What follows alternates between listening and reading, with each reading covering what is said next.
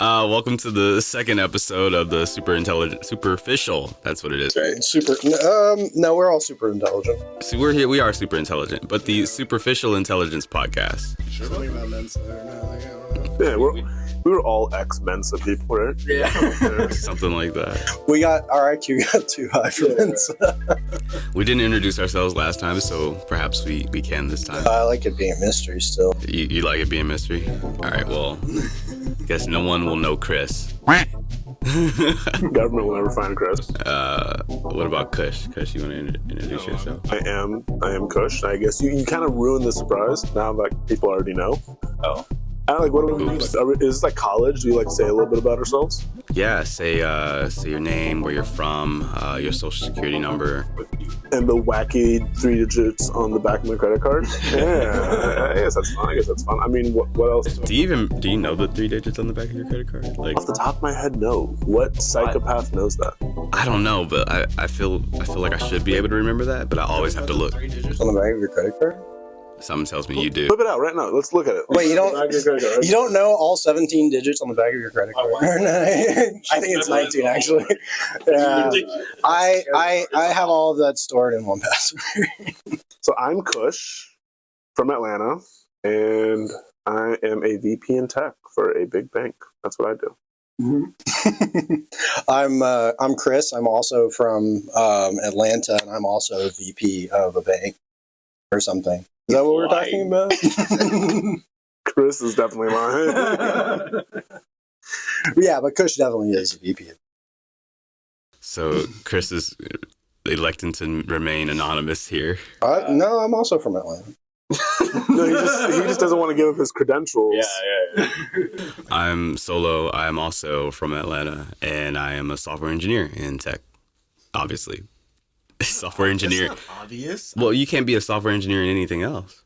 If you're a software engineer, you're a software engineer in tech. I knew a guy who worked at a hospital as a software engineer. He just did like database admin. But that's still tech. You can't be a software engineer and it not be tech related. I mean, you're right. I guess, you're right and wrong at the same time. Yes, I see. You can see it from two different. It's like if he's just adminning database. What about you, Jeremy? Tell them about you. I'm Jeremy. I'm also from Atlanta. There we go. Behind the camera. Jeremy from Atlanta behind the camera. Okay. There you go. Dropping bars. All right. Bars. He's also a rapper in his spare time. He didn't mention that. You really rap? I rap and I'm also a software engineer in tech. I rap about the tech. So we have three current and like software engineers and two VPs and 2 engineers. Yeah, sorry. 2 VPs in tech and then 2 engineers in tech. There we go. Yeah. Bank tech. We've got a jam-packed episode this time around. Hopefully we can get through all these topics. I don't think we will. I don't think we will either. But first on the docket is passkeys. So have you guys like fully transitioned to passkeys or no? I'm still typing in ABC123 every time I go into a password field. I clearly know what a passkey is, but for anyone else, what are we talking about here? Because I've studied all the topics on this page document. Yeah. Yeah. It's probably because it's in a page document. Right? Yeah. You have to download it every time you open If it. it's not in Paint, I don't read it. It's like 400 kilobytes. It's like, I'm in the middle of Edge. What is this downloading a page document? I'm constantly editing. But collaboration. I cannot download 400 kilobytes. There's a million better apps for collaboration. Yeah, but only one that's very private. Okay, passkey. Talk about it. Tell us about it. So passkeys are replacements for passwords. Okay. No fucking way. Yeah, no way, right? So how do they replace your password, though? They use biometrics instead of you having to type in, the full-on, password 123 or ABC 123 in your case.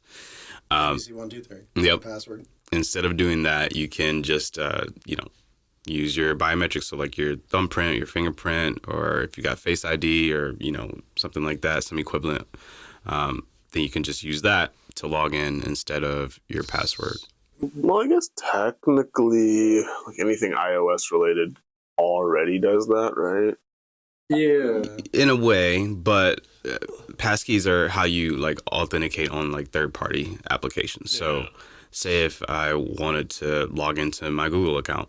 Well, I have an iPhone. I don't have like an Android device. So how would I do that, without typing in a password? I can have a pass key set up in keychain on my iPad or on my iPhone or whatever, such that whenever I try to go log in on like into one of Google services, I just have to, scan my finger and I'm well on my way. How is this different than just,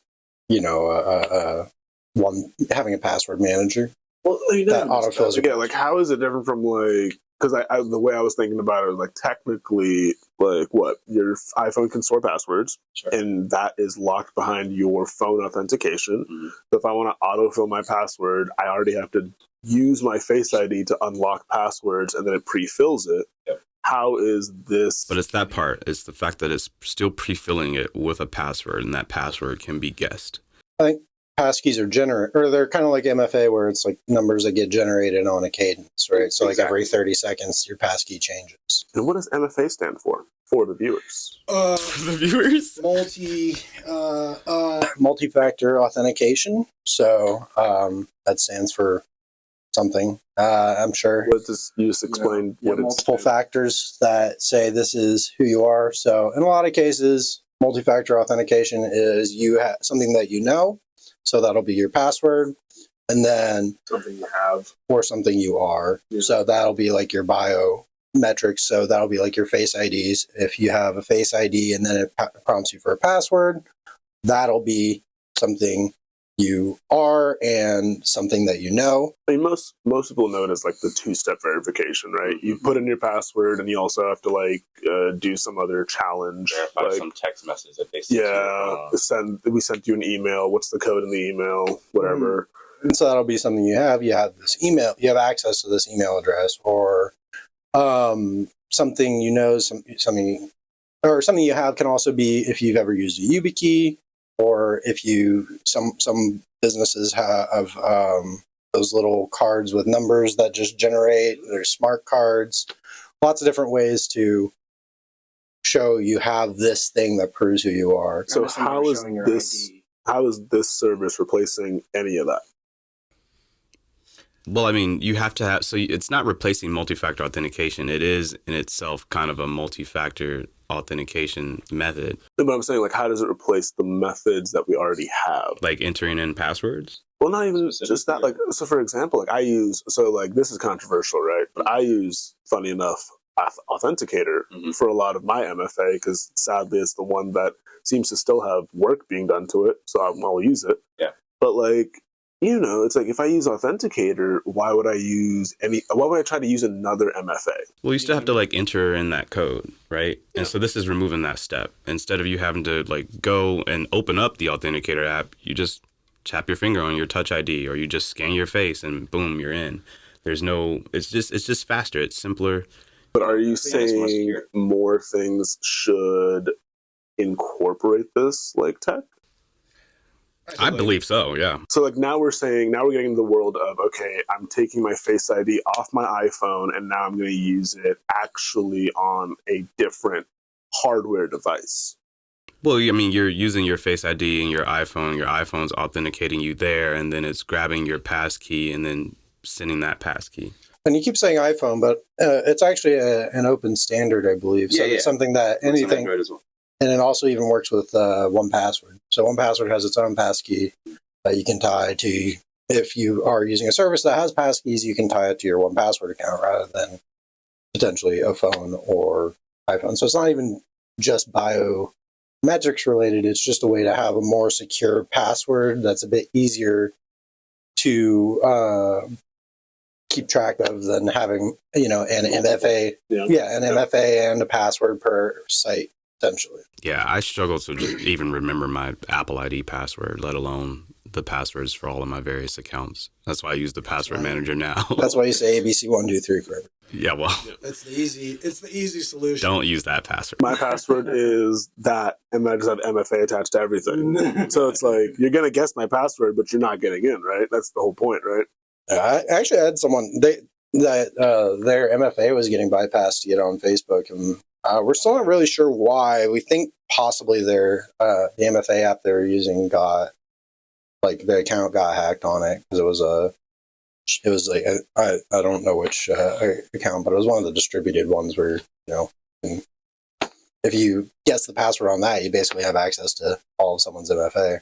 Oh, like LastPass or something like that? Well, LastPass is just a password manager, but I assume they track that as well. Yeah, pro service. Like Duo's one as well. Or maybe they never actually set up their MFA. That's also entirely possible. Maybe they just selected it and they said, yeah, I have that app on my phone. And then when it said, like, okay, now put this number in your MFA so we can link the two, they probably never did that. So they're just like, I have MFA on. And it's like, no, you don't. And see, that's the thing, too. Like, that's why passkeys are so great, because my grandmother is not going to be able to, like, remember, oh, I've got this, like, multi-factor authentication or this two steps. Why are there two steps? I just want to check my Facebook to see my grandkids. I think it is more accessible than probably an MFA would be because it's now tied to your phone. Also, I believe MFA is, MFA is like a service in a lot of cases, so it's cheaper for companies, I think, to authenticate with passkey is my understanding from marketing. You do have to, one thing that people have to remember, though, they do have to have MFA turned on their device because it's still doing a handoff, like, on the device itself. So, like, you can't enable passkeys on, and I know from iOS, you can't enable passkeys without having both iCloud keychain and MFA turned on. You can turn on MFA, and I'm not sure what that. So, like, like on your account. Oh, you have to have MFA on your account. Okay, but that's not necessarily blocking passkey. That's probably a safety feature from Apple to keep it. Yeah, it's not technically blocking passkey, but it is blocking for Apple because they have like it's called the iCloud keychain enclave or something like that. So in the event that you lose all of your like iOS devices, or you can't log into your devices for some reason, you still have a kind of a backdoor way of still getting access to your lost passkeys. As long as you can log into your Apple ID account and then use MFA with like a code that they send to your phone number or your email address, then you can get in and still get access to your passkeys. Okay. Subscribe below. Subscribe. Don't forget to click the bell icon twice. Right. Apparently, every time you say subscribe on the YouTube app, it like glows the subscribe button now or something like that. I don't know. I've seen some people on like other channels say that that's a thing. Right, so subscribe. It should be Subscribe. It should be, Glowing. it should be glowing nonstop Razorly right now. Yeah. It sparks everywhere. So the next topic we have here is like also something that grandma can benefit from: how to stop spam callers. So everybody kind of deals with this issue. But they're so fun. Are they? I know some providers block spam callers for you. They do, but like they also charge, like Verizon charges like $4 a month for that service. And like obviously the I best. thought it was just part of the service, is it not? No. Maybe some higher like tier plans it's part of it. It might be just because of higher tier plan. Like, I know a lot of them make you pay for it, or they won't even block it, but they'll, like the phone or the provider will do the next step of like just letting you know it's a spam caller. Yeah. Right. Yeah. And like they kind of certify it, I guess. But like, yeah, I guess it's most likely. Some of them still get through though, and I'm like, they don't show up as spam caller. And I'm just like, I like to just answer the phone. One thing I do is you just say hello. Never give someone your name for free.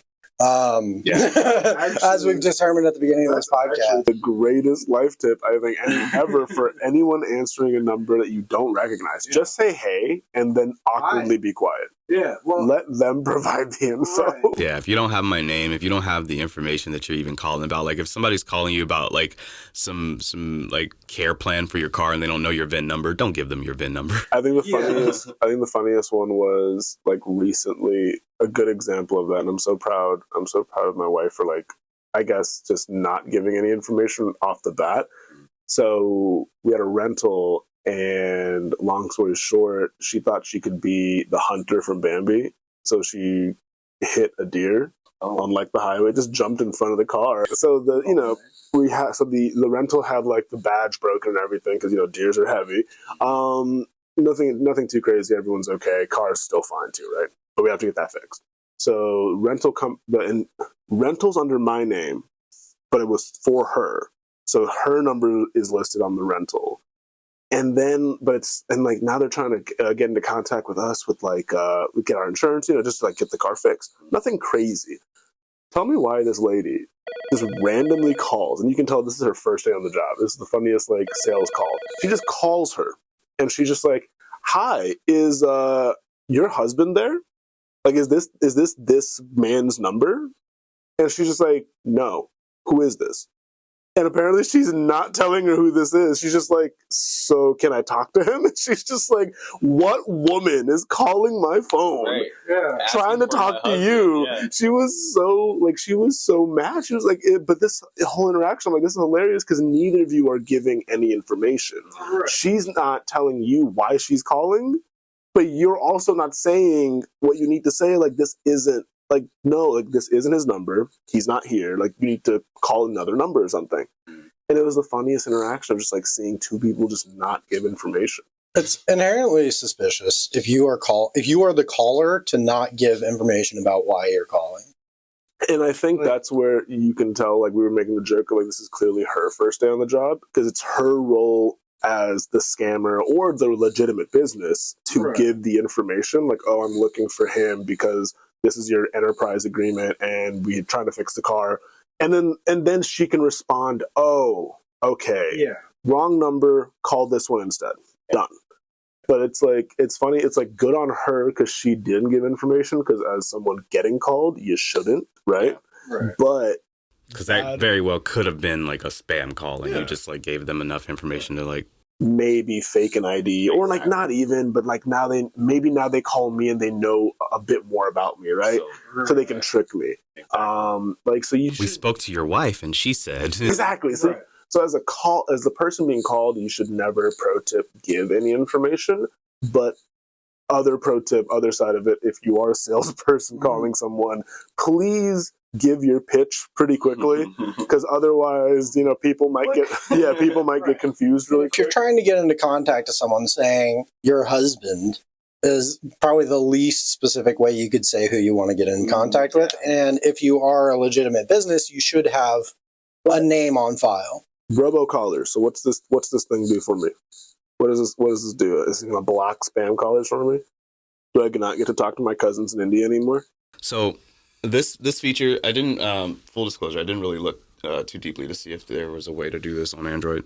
I unfortunately don't have an Android phone right now, but on iPhone, there are these things called focus modes.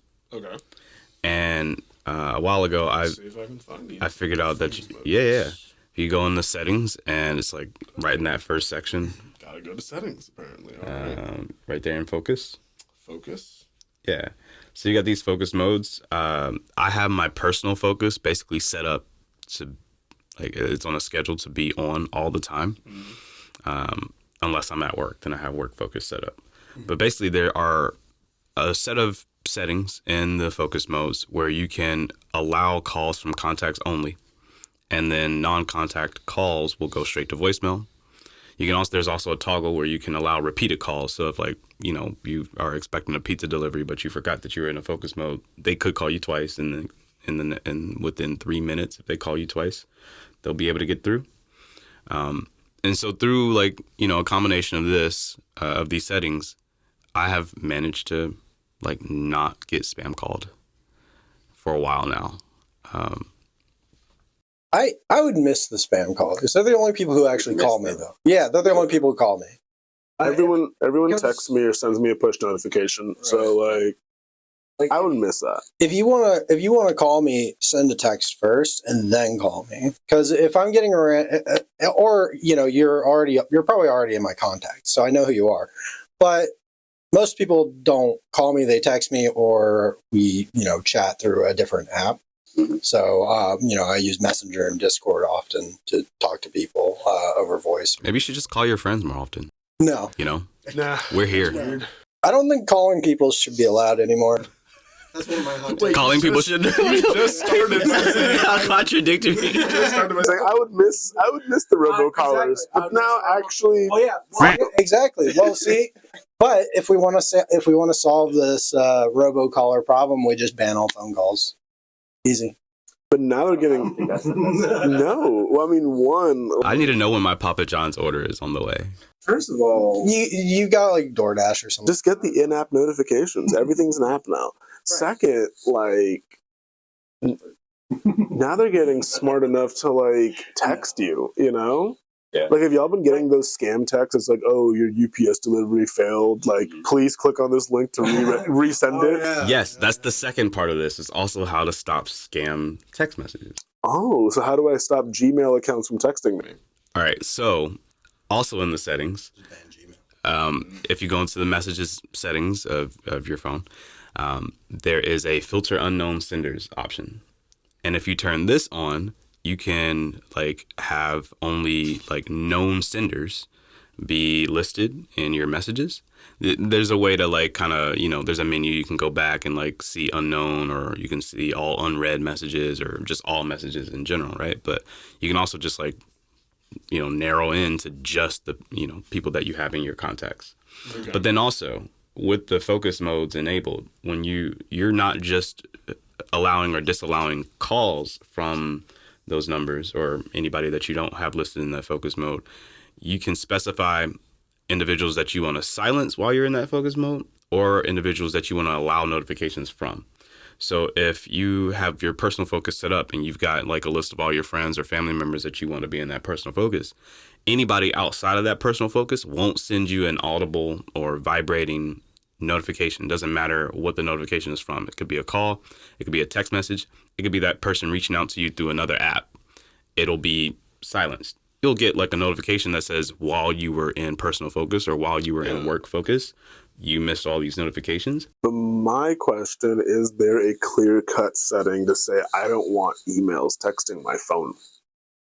So I think that's the question. No, you can't you'd have to, block them individually, right? You can't just straight up block them, but you can at the very least not see them. Get on it, Apple. Get on it.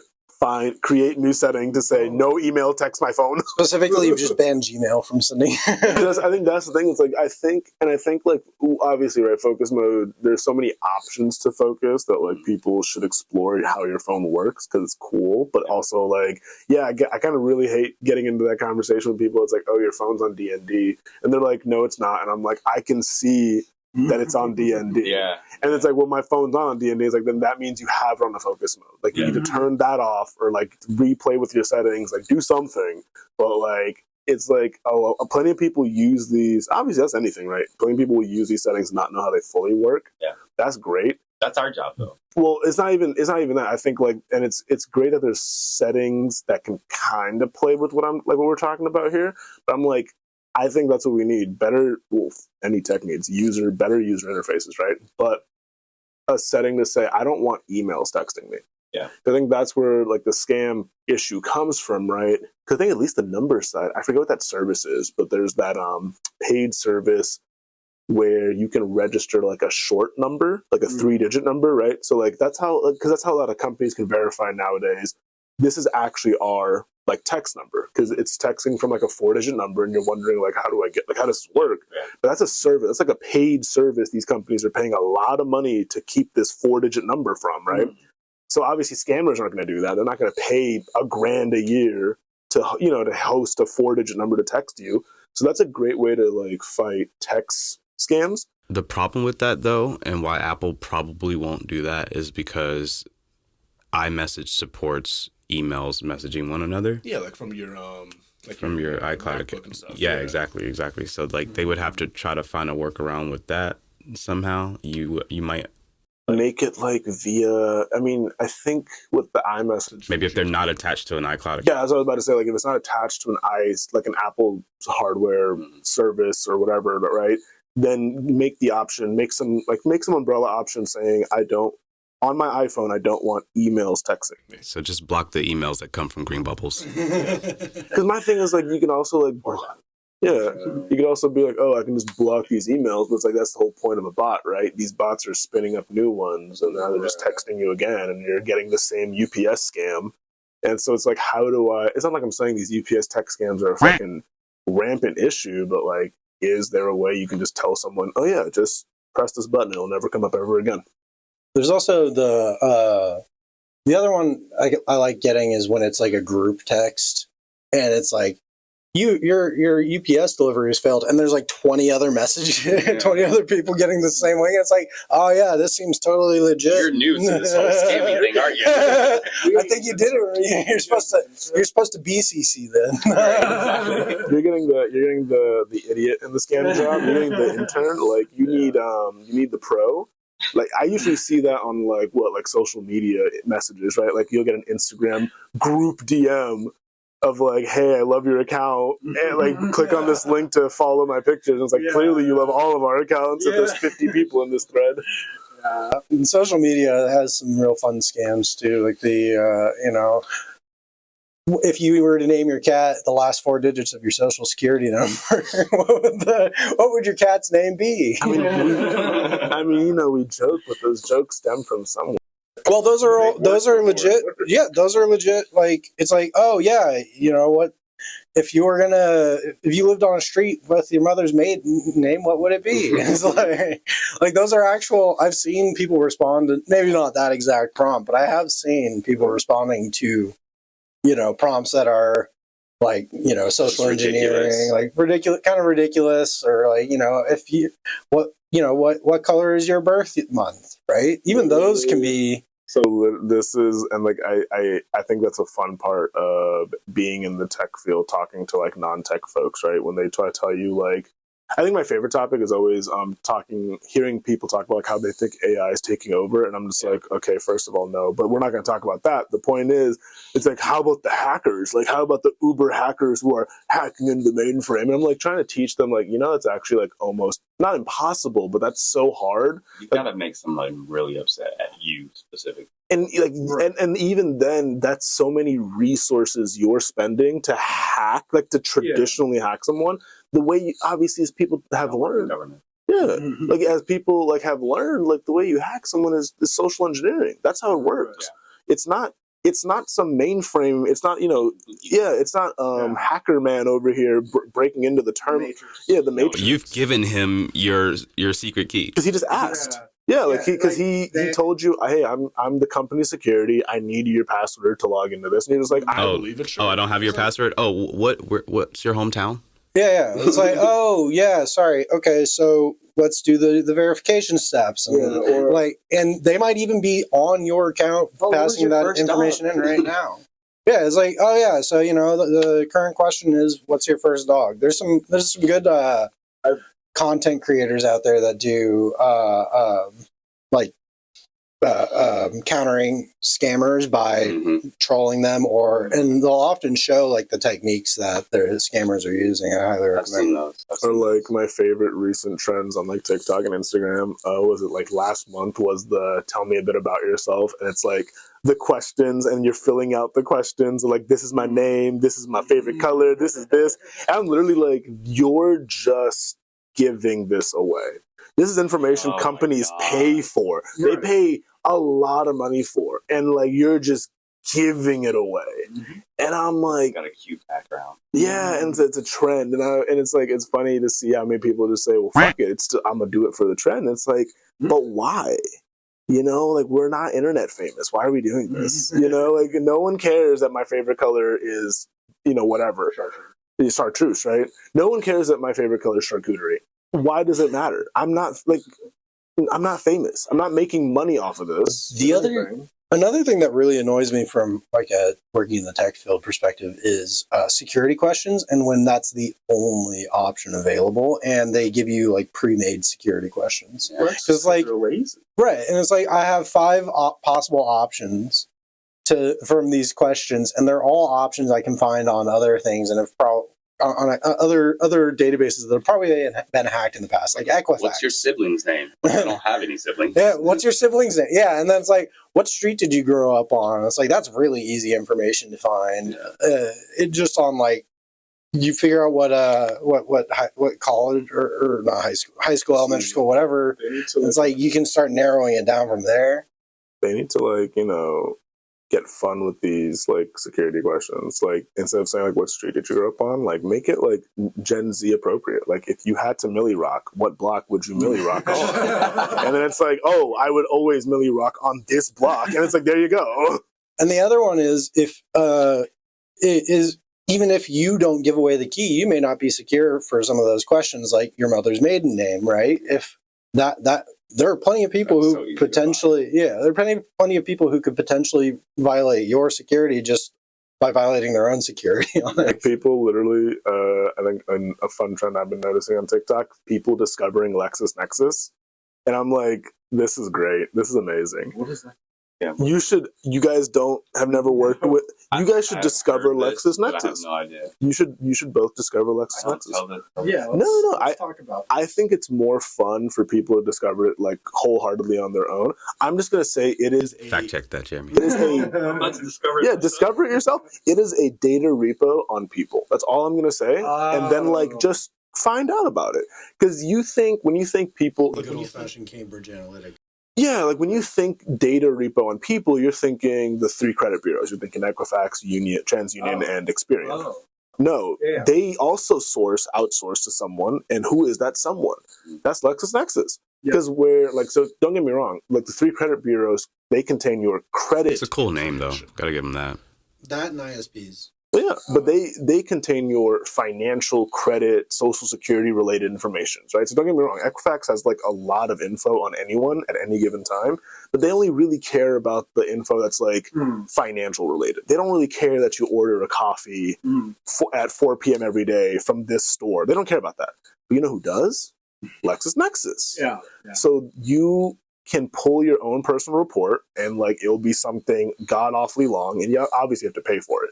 But they store. It sounds like you also have to give a little bit of information to get your own personal report. Well, yeah, to verify who you are. But they do a good job of double check. Like just play around with it. Like discover it, right? Discover LexisNexis, play around with it. And if you care to pull your report, pull it. But I'm just going to say they know a lot of things about you at any given time. Because that's their job. They store everything else. Like where credit bureaus store credit information, they do everything else. Have you ever, if you've ever gone and tried to change insurance, most of the insurance companies already know what car when you go to do it. Like I was looking at Geico just as a random. That's when I was public looking at information. Right, exactly. Public enough. It's not like they know like down to the VIN number what your car is. I shouldn't be getting like. Don't get me wrong. It isn't like secret information that anyone knows what car I have. But like, I don't use CarMax. First of all, right? I don't use CarMax for anything. How is CarMax The way car buying should be. How is CarMax sending me? We're not sponsored, so like, stop giving them free logos. Right? Calm down. Unless they want to give us some money. It's a catchy jingle. Like, Sure. Like I shouldn't be getting solicitation emails from CarMax, and they already know like what car I drive down to the color, base model, everything. They're like, oh yeah, have you thought about selling your car recently? Your 2015 Ford, blah blah blah blah blah blah. And I'm like, how do you know this? I've never used the car from like the dealer. That information. Well, you're right, but like again, right? It's like this is a third party. This is not the dealership up down the street that has my info already. I'm not doubting that they sold it. Clearly, they did, right? Yeah. I'm just saying these little data points are so well connected, and at one point, someone's got to ask, well. It makes sense. CarMax probably got the data from my dealership, right? Dealership probably sold it to them. But maybe not even like knowingly. Well, not even knowingly. Is it as transparent as, oh, they got it from the dealership, or did they get it from somewhere else? The dealership probably just uses a system, and that system has a clause that lets them share that information. Like a LexisNexis. Mm-hmm. You Googling you get figuring stuff out about them? I'm trying to get my report right now. There you go. There we go. What do y'all know about me?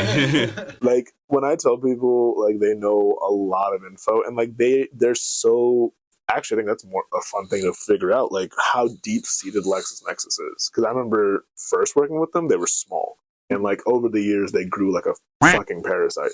But it's great how many like I think their business model is like they do this for really cheap, and then they get in, and then like you don't realize how important this is until now they own this market, right? They also provide so many services that like is very pivotal for your regular day-to-day life. And now they have that info. So for example, LexisNexis powers crash reports.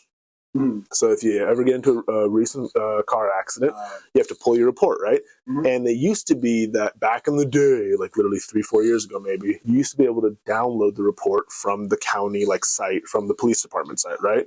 Now they outsourced it to LexisNexis. So if you want to download your report, you pay the dollar or the nickel or whatever it is, you pay it online through them. So they have it now. And like people don't think about it, it's like, but doesn't that make you think like now they know my crash report, now they know my other information regarding this. How much do they know now? And are they just getting, because I need my report info, because I can't go to insurance without giving them the police report. And I'm not driving 40 minutes to Bankhead to go to the central record office to pull it. So let me wait until LexisNexis can print it out for me. Like, again, they are so deep rooted into like so many things. And like they work with a lot of big companies to get your your other info. Like I would actually love to hear if he can ever pull up his report, what else they know about him. They know your favorite food? They know so much stuff. I'm looking it up right now, and it says they have every name and address, every phone number you've had, education records. But they also know all the boats that you have owned. You've owned a boat? No. But they know. They know he couldn't afford a boat. So have they attributed a boat to you that you never owned? Oh, no, I'm looking up what they know. Okay. Yeah, I'm about to pull up my report, honestly. The other thing is, before I was the president of a bank, I worked at an ISP. Yeah. Yeah, no. So I actually got the news while we were here. The ISP I worked at, they had a team that I with someone I knew and they had to pass basically all of their code through legal to say, are we actually allowed to use the data that we have? Because they'll just like your ISP just collects information based on your searches, what you're doing, whatever. And then there are laws saying like whether they can use that information, and so they're trying to determine like, is a customer likely to churn or change over to a different company based on their recent Google searches, basically. So fast tip: if you're about to try and or if you'd like to lower your cell phone bill, start Googling other ISPs on your cell phone plan, and then go in and they have like a little monitor that says if this person's likely to be churning soon, and they'll be more likely to give you a better deal if they think you're likely to leave soon. My insurance kept going up, and I did something similar. I just texted my agent and said, "Hey, I'm leaving soon." Oh wow! And they said, "Hey." Well, that's the more. They haven't responded actually. So. They haven't responded to your death threat. Okay, great. Like that's the more direct approach, but yeah, no, that's like a very real way of navigating, I guess, the information world we live in. Because like they can find out a lot about you, and like I think the best way of putting it is, I think a lot of people in this digital day know that your phones are always listening and they're selling information to some ghost company that is using and profiting off this info. I think the best bit of information to fill in that chain of like information sale is that ghost company is LexisNexis. And as long as you know that, now you have a name or at least a source to go to if you ever wonder, like, how did you find this? Like, how did you find out about this about me? And you just figure out, they most likely just went there. So if I go to LexisNexis and make a GDPR request, which is a European Union law regulation that allows people to say, hey, I don't want you having my data, is LexisNexis? I don't know, as a U.S. citizen, maybe they can say no, but if a European citizen had information Like they should, in theory, have to comply as long as they're in They there. should comply because everyone else has to, right? Like including the credit bureaus in foreign nations, they have to comply with that. So I would assume they also have to comply. But from the European server. yeah, exactly. They just remove you from the European servers, and now it's like, okay, we don't have information on Jean-Claude Pierre in France, but we have a lot on him in New York. So if you want that, maybe. But like, I don't know the inner workings of their legal. I just know that they are the big bad boogeyman. When you wonder, like, how did you find this? Like, how did you find out about this? Like, how did you know this? How did you know that? And instead of knowing, like, well, maybe my coffee store just sold the data directly to Amazon, it's like, no, most likely Starbucks sold the data to Lexus, and then LexisNexis, and then they sold the data to Amazon. So as long as you know who the third-party broker is, you can get your reports. You can figure stuff out. And that also gets into ads as well. Like people are like, "Oh, Facebook's listening to me" or whatever. And they are. And they are, but they're not directly listening to you. They're talking to LexisNexis, to your point, right? It's like all of a sudden I'm getting dog food ads because I searched something. It's like, yeah, you searched it, and then someone told LexisNexis or whatever data broker. Yeah, exactly. Yeah. Whoever the information broker is here, it's just good to know who the information brokers are. Yeah. And it's not just a direct connection. They're not just directly selling this data to Purina half the time. Mm-hmm. It is usually they're dealing it to a broker, and that broker is then saying, hey, Purina, I have this many terabytes of data on dog food related searches. You want it? Mm-hmm. And they'll be like, really likes dog. Yeah. And he doesn't have a dog, I can tell you that much. So put two and two together. Put two and two together. Figure it out. I don't know. We need to see his LexisNexis report. We'll see mine pretty soon. I just requested my report. How long does it take? They're trying to confirm my identity. Okay. So see, that's why I'm not going to ask for a report, because they're working to confirm his identity. That means they don't have enough information just on what you gave them to confirm who you are. And so I don't want to. I don't want to, like, if a company thinks they have information on me, I don't want to be the person that goes in and provides the last connecting piece so they can say, got him. This is who this is. But I think and this is his actual email address, and now I can connect him with all these other piees of information that we have. That's not a problem to them. That's the thing, right? They're making money off of you whether you put in that last bit or not. And I think that's the. I also don't think that they don't have that last. Yeah, like I think what you're not understanding is how much they do have. I think what they're trying to validate is they're probably scrubbing through the millions of petabytes of information they have, and they're just trying to grab it all together. And I'm not going to make it easier for them. Well, I think it's not that you're making it easier; it's that I think they're also probably checking that there's probably some privacy laws involved here, so that not anyone can just go and request your data. Whether it's 100% secure or not, I won't make any statement on that. But I'm guessing that they have the information, and they're going to go and check, okay, I don't know what information you had to put in, but does this information... Was that HTTP or HTTPS? Should have looked. You definitely should have looked. But, should be secured. Has it got the lock icon? Was it... But what sort of information did you have to put in to get that? You have to give them your birthday, your name, your address, right? Your driver's license number. No. You mean so all the info that that means pizza delivery guy already knows, minus the license number. Pizza delivery does not know my birthday or my driver's license number.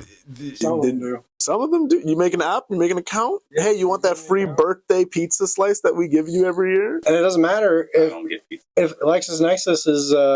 Yeah, and then if you go for the birthday deal, then hey, that's a good guess at what your birthday is, even if maybe you're lying. It's always gonna be birthday. And actually, I don't even think it's. I just want a free pizza today. See, that's the thing. I don't even think it's as legal as they're trying to go past certain laws or whatever, or trying to get this compliant.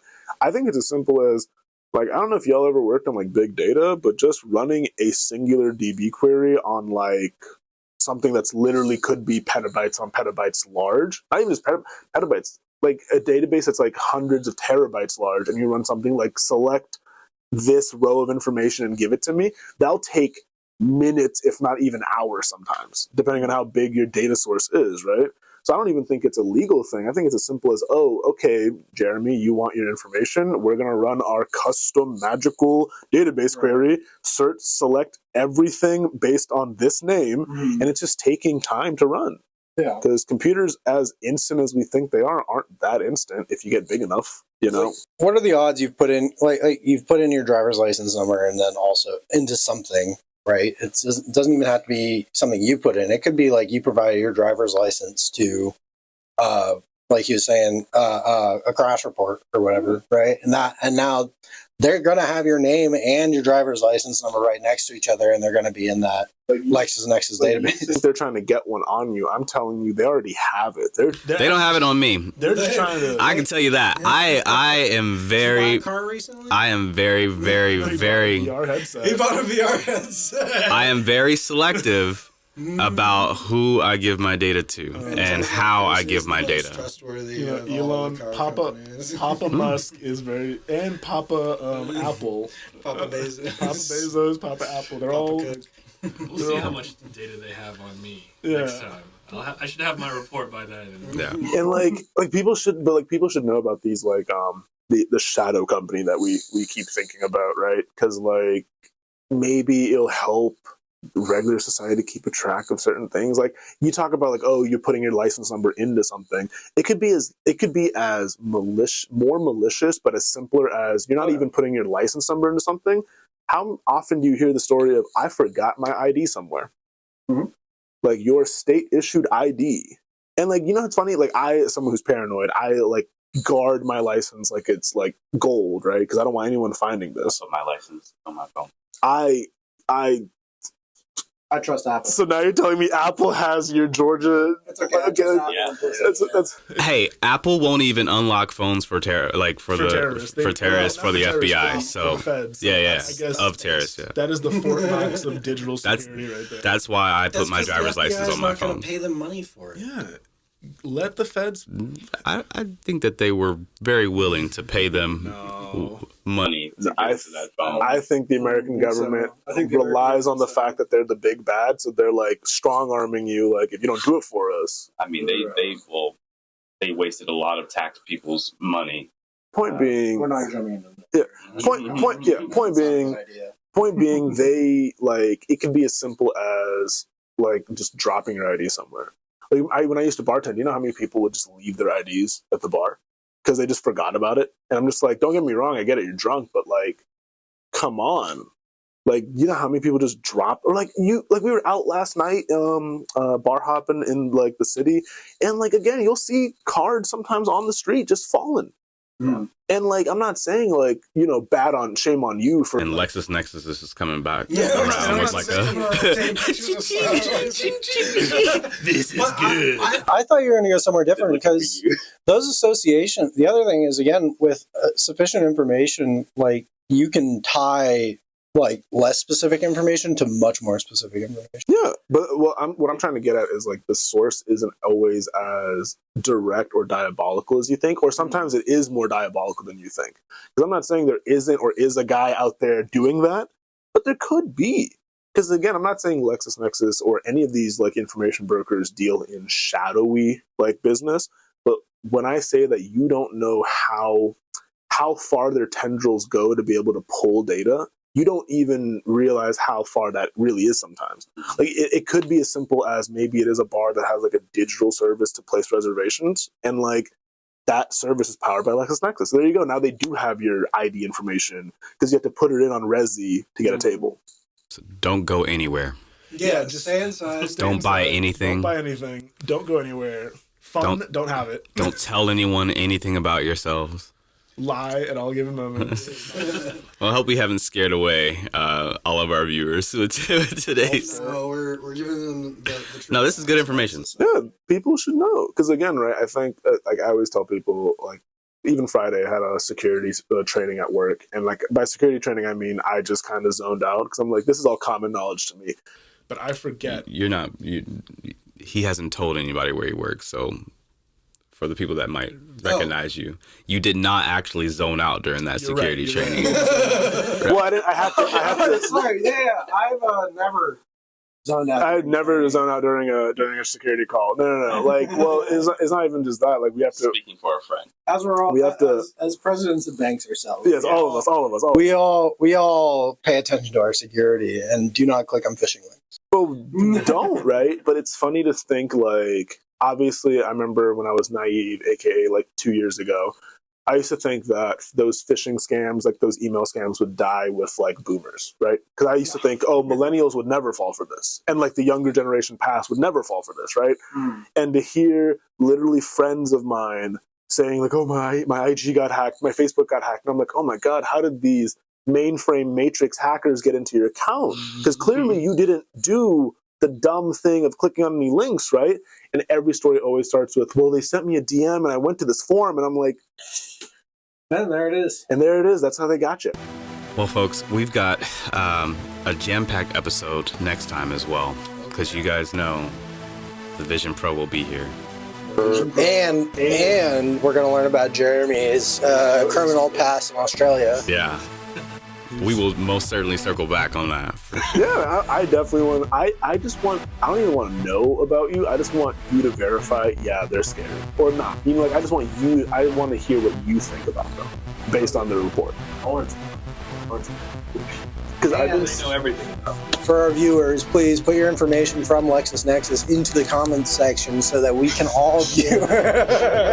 Don't do that. Share your credit card. We're gonna look at it on the Vision Pro next. Everyone's comments. I think the scary part would be like my wife watches this and she'll pull like what your wife does. She'll share my credit card information and I'll be like, oh yeah, we just got a free credit. Wait a minute. It was like, I gotta call them. No.